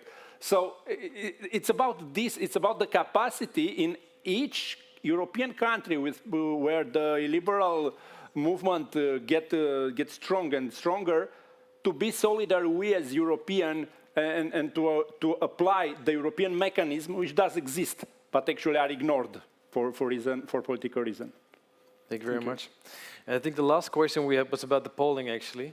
You gave the examples of information you had from Hungary and from Spain. So the question to both of you, Katalin and Adrian. It was also a question to the Netherlands, what polling tells us. But first to you, actually. What does it tell you? Does it give any new information, or did it change your strategy? Or were there things that you were missing? Or could it be helpful for the next elections? Well, we need to see a lot of these polls, of course. It's kind of difficult because the situation is still a given and the electoral field is extremely gerrymandered also as we speak. I think one of the biggest problems that we saw that is also tying into what you say is that Hungarian opposition had a 6-party coalition running together. One of them was a party previously on the far-right field, Jobbik, that moved to the center. Well, after the elections, it became kind of obvious that even though the party might have moved to the center, but their voters didn't. So their voters stayed where they are at the extreme right. So we were calculating with 1 million extra voters, and these voters either voted for the Fidesz party, Orbán's party, or to the party that is even more extreme than them. So they just didn't follow us. I think partially, and this is also coming back to some of the points Dan and Adrian mentioned, what we have to learn is that people are not only pieces on a data board. We cannot add them up. We cannot multiply them or divide them. We cannot count on support for granted. So if we do not do a strong campaign, if we do not campaign on our own values, if we do not campaign from our heart, we are just hoping that hopefully these people will come with us no matter what we say. It might be a better strategy. but we're still in the process of understanding it, and I would be very interested in those numbers that you were talking about. Thank you. Adrian? Well, I agree with her. We have to mix both things, right? Data values ideas, but without data, I mean, with data you actually somehow reduce the margin of error. To the question that he posed, well, all central voters or centrist or moderate voters are the less loyal of all of them. You know that, as I do. But the thing is how it has changed where they go. Before they used to go either to the right or to the left. From the 17% Ciudadanos got in April 2019, we know that more than 40% went to Vox. So they jump one step. They jump the conservatives. Which means that the political electoral paradigm, or where we move on the axis, it doesn't work anymore. It has changed completely. It's not left-right. It's different issues. It's polarization, but it's not left-right. Yeah. Then, on this also, how we are going to approach people at local level. And I don't know about you, that you said that we have to go more to talk to the citizens. I mean, yesterday I was 6 hours giving lectures on Europe in 2 different universities. Today I'm here. Tomorrow I'm going to be 10 hours in a stage with party affiliates. In 2 years, I've been in 36 out of the 50 provinces of my country. But that's not giving me votes. And I'm telling you, the extreme right or the populist or nationalist politicians, they do far, far less, not only on the ground, but also in the institutions, as we know. So I don't say it's not important, but I'm saying that's probably not the solution. And then how to talk to them. I'm so bored of going to talk about Europe, and it's like Europe is Disneyland, you know. The European project is Disneyland, everything is fine. Maybe we have to be a little bit critic from a constructive point of view, of course. But if you continue selling this idea of Europe Disneyland to regular citizens, it's not going to go anywhere. They're not stupid. If you go to them, talk to them about roaming, Erasmus, free movement, work or love or do whatever you want to do in a different country. You know, those are the things that people get attached to. You don't have to go to their brains. You have to go to their guts. And this last thing I want to say is responding to something that Sabine said about Europe. Well, Europe doesn't run for elections, Sabine. Mm-hmm. It does not. So how people in the Commission, are they going to own their thing and go to fight against, you know, and instead putting a billboard with chicken, put a billboard saying Orban is stealing our money? They cannot. It's like imagine in my country. We have 17 regions. We are an almost federal state. During the pandemic, there was a huge fight between central government and some of the governments of the regions, that they were from a different color. Of course, the regions, they didn't agree. They were fighting against the central government, but they were 2 different political entities in coalition, many of them, and they were just fighting on the media. Until we don't give the Commission that kind of proper coalition stance-ship, they're not going to be able to own their decisions. It's impossible. It's just impossible. And that, for me, is the huge democratic lack that we have in Europe. Mm-hmm. Until the Commission is properly done up of a coalition of a majority, leaving people out, even commissioners from particular countries, which, of course, this is a dream, this is never going to happen. And it's obvious that it shouldn't happen, because there are 27 different member states, 27 different ways of looking at things, and this is still on the making. Thank you. We're almost at the end of this panel. The panel was about how can we strengthen democracy in Europe and also in the nation states. And what I take away from this panel is actually what you said. The trend is against us. And it is hard work that we have to do ourselves in order to strengthen democracy. As Dan Barna said, it's not just a pilot that we have projects where we strengthen democracy or where we discuss with citizens about the future of democracy. It's something that we really have to work on every day, whether it's strengthening the education system or going out instead of sitting in rooms and convince voters to vote for us. And sometimes there's a disappointment, as currently is in Hungary, but it is also one of the steps in order to strengthen democracy, actually, and to see how we can let the liberal voice grow. We shouldn't give up there. Thank you so much also for the interactive questions and all the questions that you posed. Sorry for not being able to take all the questions. But first, a big applause for this great panel. Thank you very much. We will be back here at 4 o'clock. Make sure that you make it actually to 4 o'clock, because then we have the closing remarks of Ilhan and Malik. We also hope that Alicia Schreinermach will be in the great VVD tradition of opening the reception drinks. And we have an important announcement to make about how we will remember Hans van Baalen's legacy in the future. So be back here at 4 o'clock. Thank you.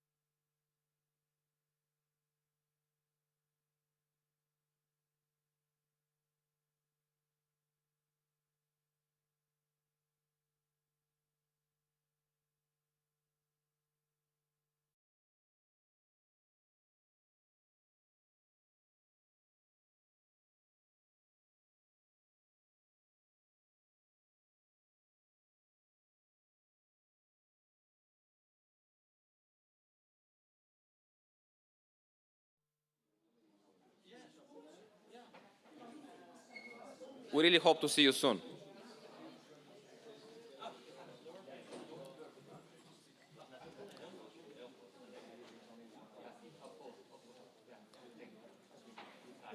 Giulio, if you are ready, we can start. I tried to sum up today's interventions, but also the long journey called the Conference on the Future of Europe. Dear citizens, we are here, Ineke. So that's important. Dear citizens, dear liberal friends, it has been a very inspiring day for all of us. It has been inspiring to listen to so many of you. Your debates, your ideas, proposals, and of course, the question is how we're going to go together.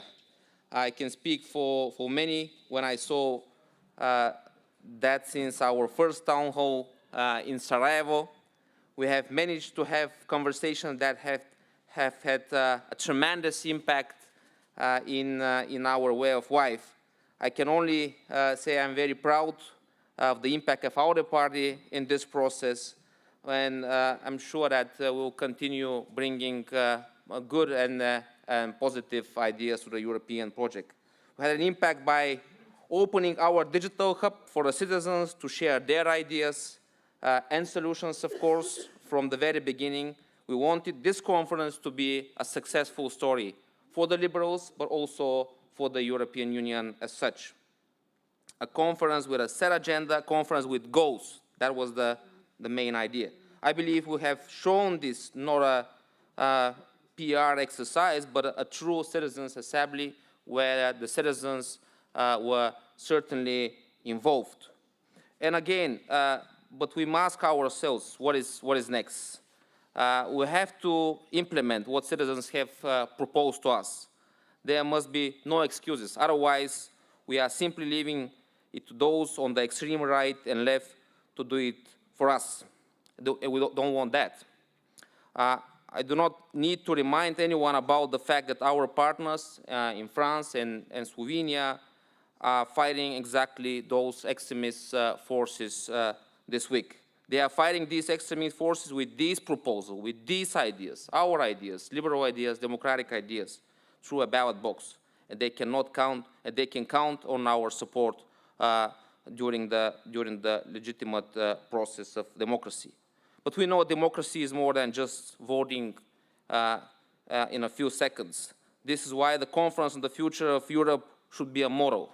Perhaps not at the same scale, but a continuous exercise involving citizens and bringing them together with the European institutions.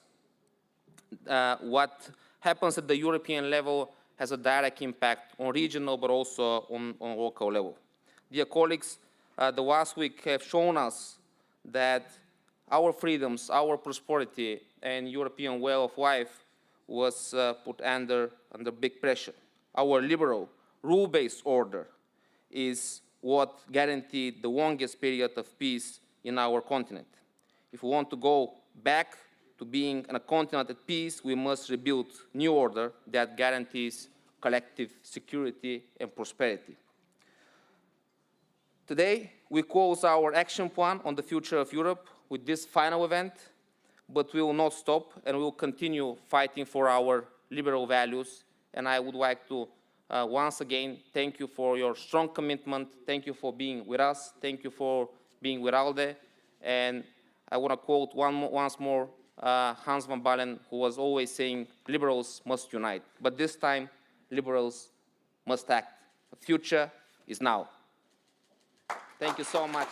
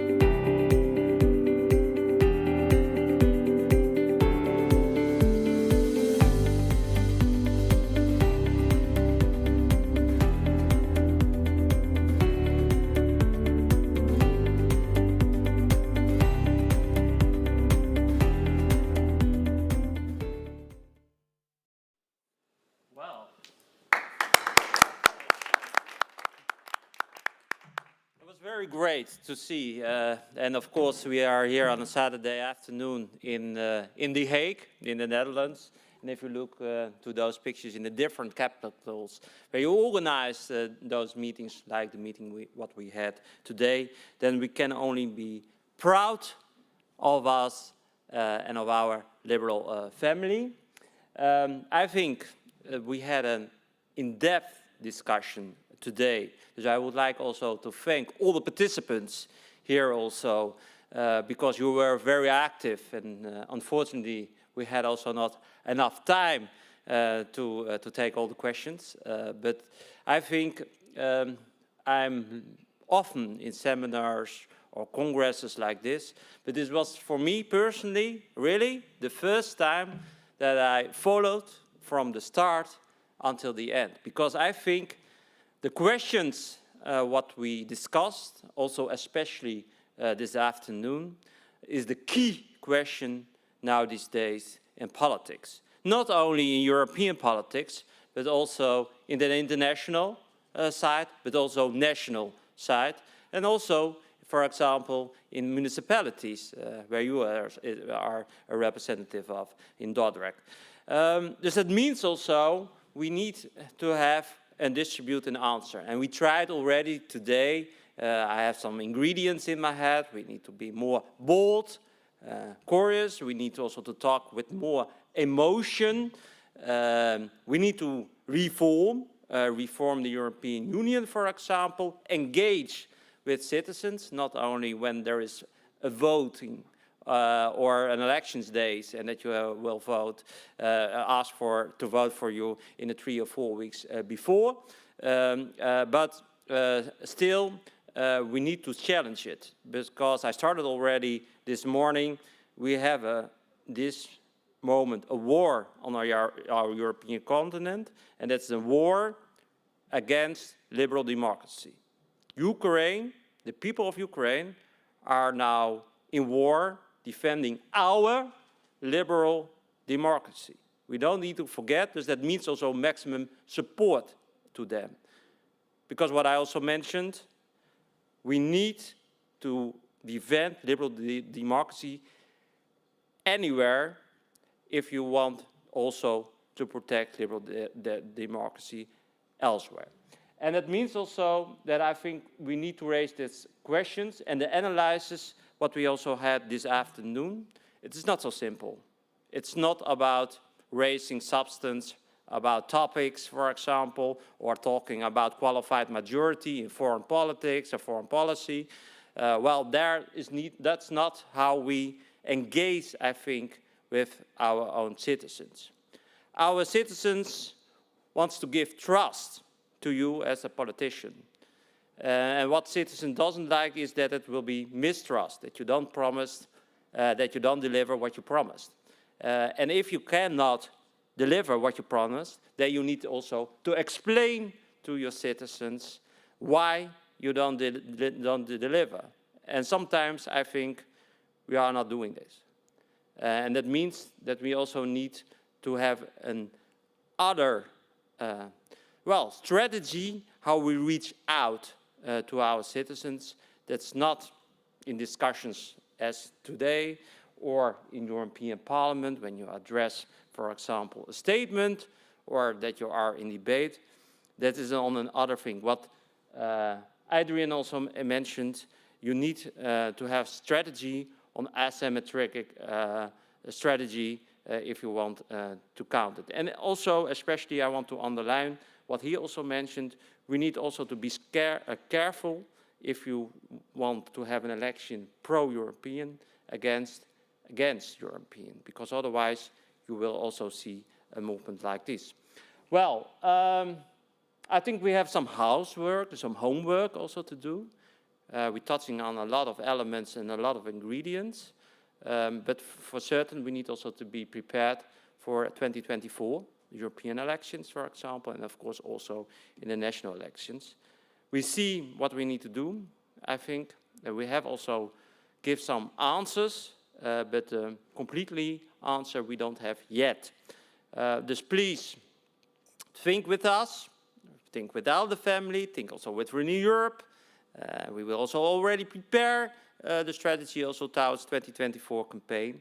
This will be the input, also all the input what our citizens did also in the ALDE action plan if you talk about the Conference of Future of Europe.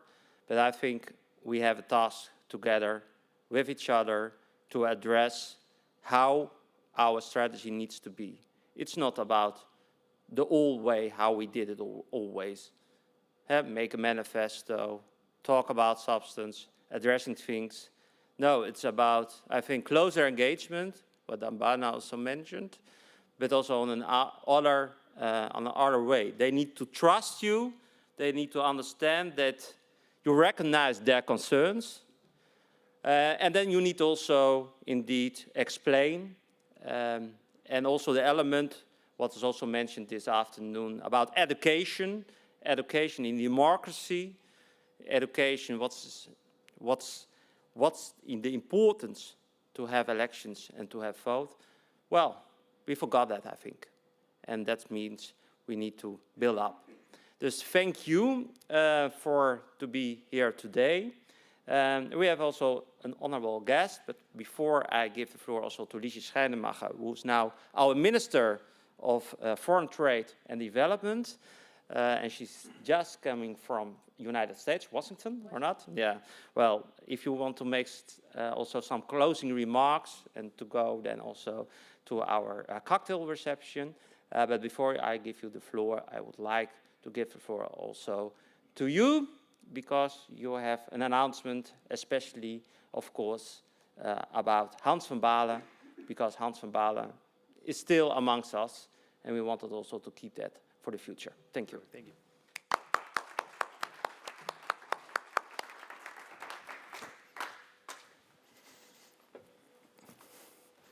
Yeah, thank you very much. Unfortunately, indeed, the flights are normalizing, so Minister Schrijnemacher made it to this event as well. We are very excited about it. We are also aware of the fact that some flights are still being cancelled. Roman, actually, his flight to Zagreb was just cancelled. Made a joke, we had a little intervention to make because we need you on stage one more time, actually. So we are very happy to still have you here. But if there's someone that needs some practical help with flights, or hotels, or whatsoever, please let us know. We are happy to help you. The staff from the VVD, staff from the ALDE is happy to help you.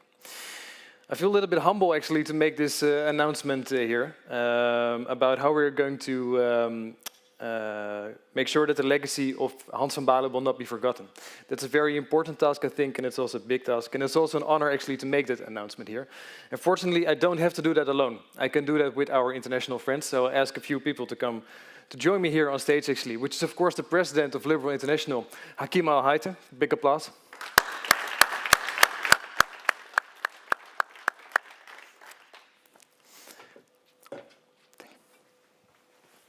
Have a seat, please. Thank you. And also, of course, the president, you have seen him many times already today, the president of the ALDE, Ilhan.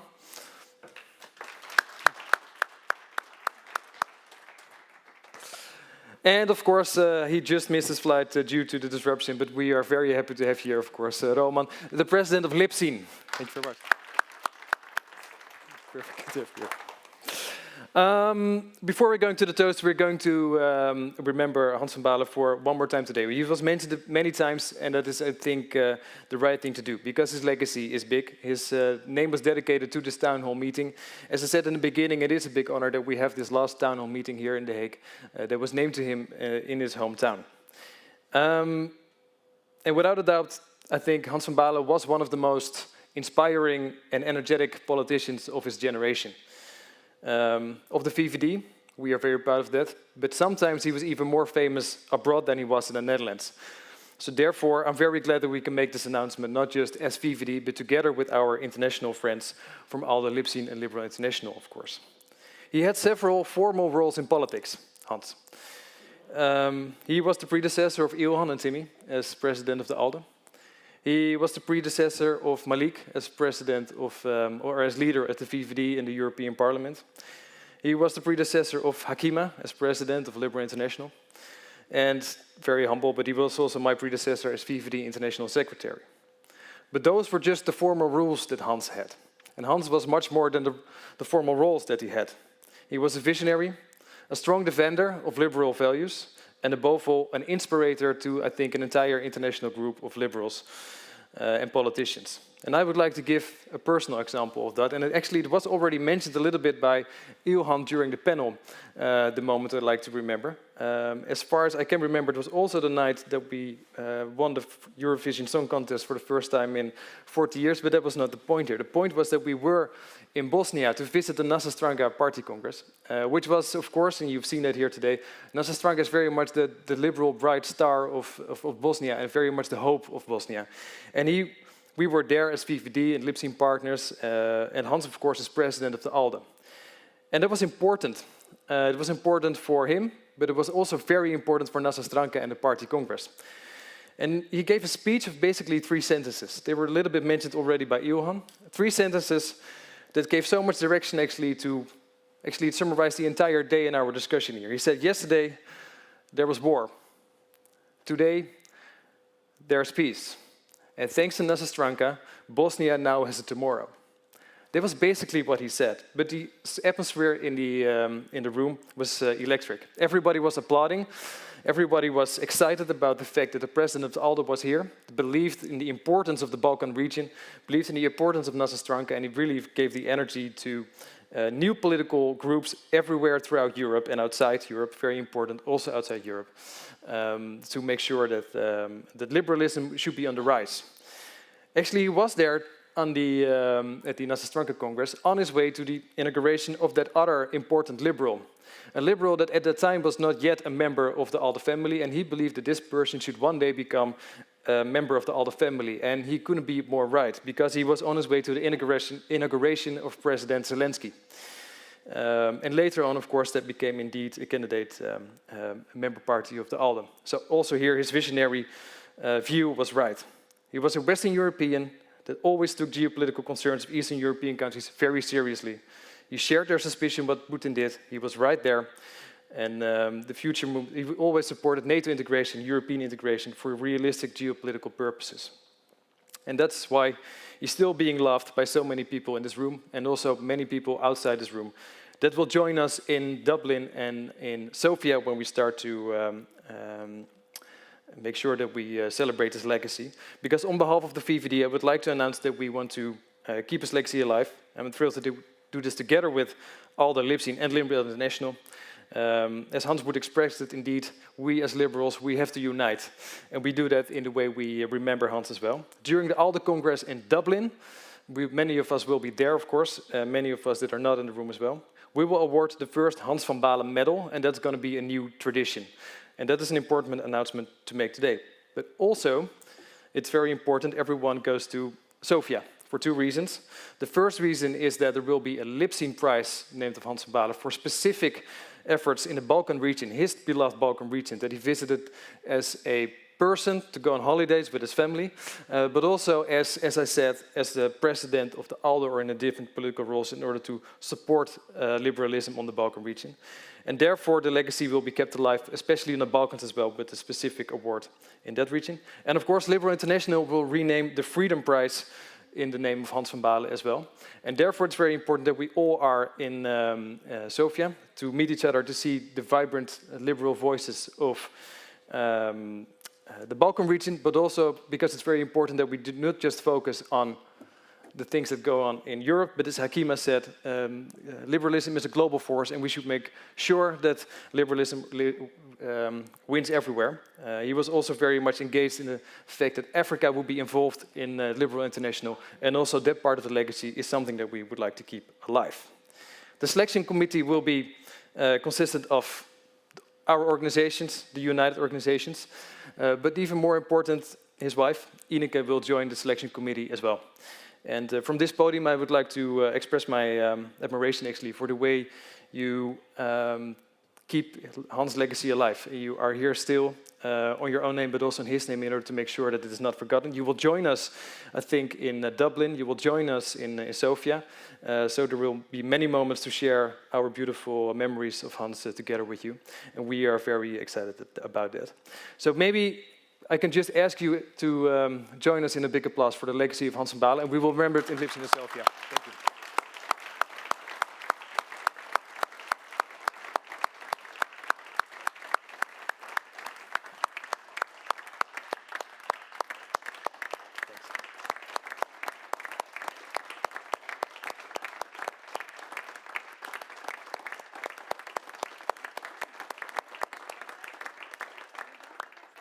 Mag, hoeft niet.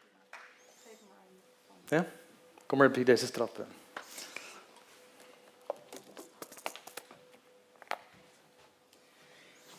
Thank you very much. It's very much an honor for me to see that so many people are still having memories of my husband. He lived liberalism, not just as a political movement, but just as a human being a liberal, allowing everybody to have his own opinion, upholding the freedom of everybody else, and upholding the distance you need towards one another to keep each other's personality alive. So I'm very, very happy that all of you unite, all of your organizations unite to honor Hans. I think that if God exists, and if there is a cloud that he is on, he would be very, very proud today. And he would laughing out loud and hoping that we have a lot of beer afterwards. Thank you very much. Thank you.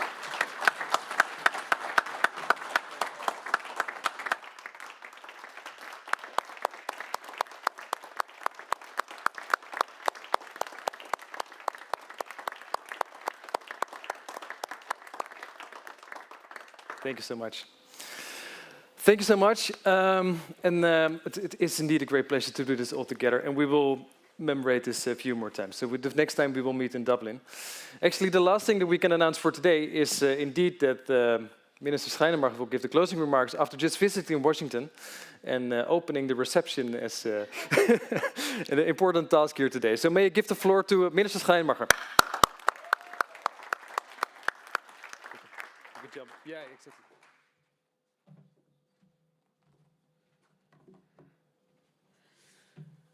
Hi, good afternoon. And I'm so happy to be here and see you all. And yeah, I'm sorry I am late, but I'm just in time for the drink, so I think I'm just right on time in general.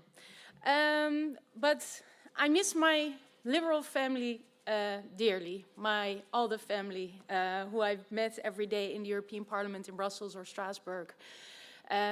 Although obviously I like my job as a Minister for International Trade and Development Cooperation, being in the European Parliament is quite special. And sharing liberal ideas on a daily basis and really debating, I mean, maybe in the Netherlands we have quite everything in order, but outside of the Netherlands, in Europe, perhaps a little bit more. I think Katka is still here. In some member states, there's still a lot to learn and a lot to do. And I really commend Katka also on what she did with the elections in Hungary, because I'm happy that Momentum got more seats. Obviously, I think the rest of Europe hoped it would have been more, but I think this is a good start to keep building. And well, as I said, I miss the European Parliament. I have council now on a European platform, but that's not the same as the Parliament, and you all know this. So, yeah.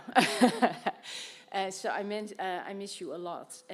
I just returned from Washington, D.C., where I was at the spring meeting of the World Bank, where Zelensky also gave a speech. You can imagine 3 months ago when I started my mandate as Minister for International Trade, I had something quite different in mind than what we have been dealing with for the past 3 months, and it's really horrifying what is happening in Ukraine right now.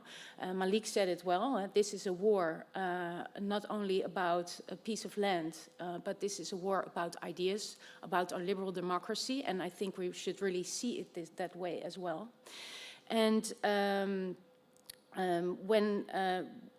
look, now the public support for Ukraine is still very high, and that's great, but we also have to be there in their times of need when the public support isn't that high, because now we are talking about relief when the war is still going on, but we also have to work on a midterm, the midterm for resilience and recovery and reconstruction, and this is where I think my international trade and development cooperation portfolios coincide, because we will have to help Ukraine start building again. First, obviously, reconstruction, and then start trading again with them, because I'm very happy to hear every day on a daily basis that I think they were able to sow 70% of the crops that they needed. Very important also when it comes to Africa, where obviously in development cooperation I also play a big role. And but we have to keep being engaged and keep helping them, and also the backlash when it comes to the food crisis elsewhere in the world. This is also something where we really have to step up our game, and we really need the international community to do so, and the European Union. And I'm happy to work with many of my colleagues. When it comes to development cooperations, it's much too many social democrats, but maybe we can have some more liberals after a few more elections. And when it comes to this war of ideas, war against our liberal democracy, I think one of the most precious times is tomorrow, what will be happening in France. And I think, I guess I'm nervous, we are all nervous, and we are hoping for the best and praying for the best. I really hope that liberalism, but more, the liberal democracies as we know it, will prevail, and that our ideas, and especially our liberal ideas, will prevail. So thank you for allowing me to speak here this afternoon, and I look forward to our drinks together. So I don't know how you open the buffet, probably with a drink in your hand, but let me do that afterwards. But it's great seeing you, and I look forward to speaking to you with my drink in my hand.